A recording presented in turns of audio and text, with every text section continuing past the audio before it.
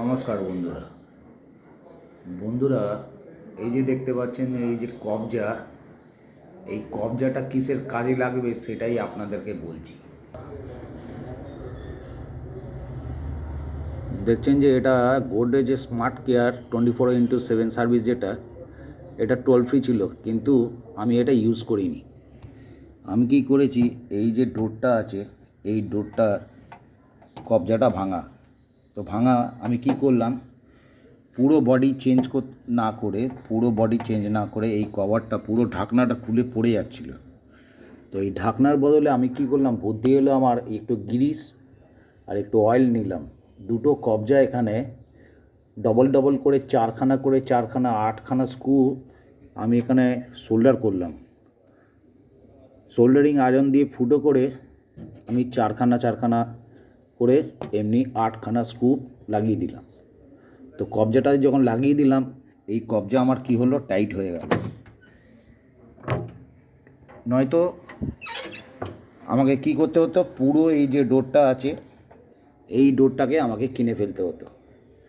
তো আমি এমনি কালো রঙের কবজা দেখছেন, এটা গ্রিস দেওয়া, তেল দেওয়া। আপনারা কি করবেন, এরকম কবজা না লাগিয়ে দেখবেন প্লাস্টিকেরও কবজা পাওয়া যায় কিনতে। আপনারা হয়তো তেল দেবেন না, এটা জং পড়ে যেতে পারে, কিন্তু আমি মিস্ত্রি, আমার কাছে তেল ফেল সব কিছু থাকে, যেন আমি তেল দিয়ে রেখেছি। কিন্তু সাদা রঙের দেখবেন প্লাস্টিকের পাওয়া যায়, গ্রিন কালার পাওয়া যায়, অনেক রকম ইয়েলো কালার পাওয়া যায়, এমনি প্লাস্টিকের কবজা পাওয়া যায়।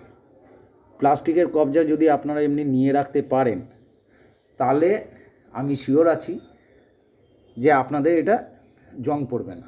আর একটা জিনিস বন্ধুরা, এই যে দেখছেন, এই ইনসাইড কপলারের দেখবেন অনেক সময় পাত্তি কেটে যায়।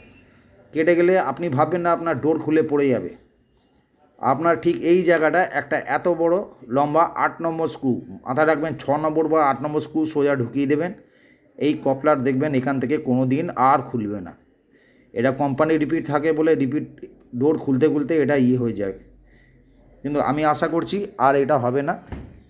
আমার কাছে রিপিট ছিল, আমি লাগিয়ে দিয়েছি।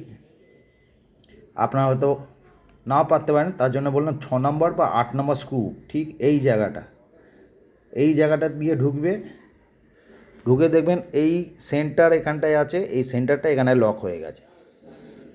সুতরাং আপনারা বন্ধুরা যদি চেষ্টা করে দেখেন, তো আপনারা পারবেন। এটা খালি দুটো জিনিস জোগাড় করতে হবে, 6 নম্বর স্ক্রু বা 8 নম্বর স্ক্রু, এটা যেন আপনাদের মনে থাকে। কেমন লাগলো ভিডিওটা অবশ্যই কমেন্টে জানান।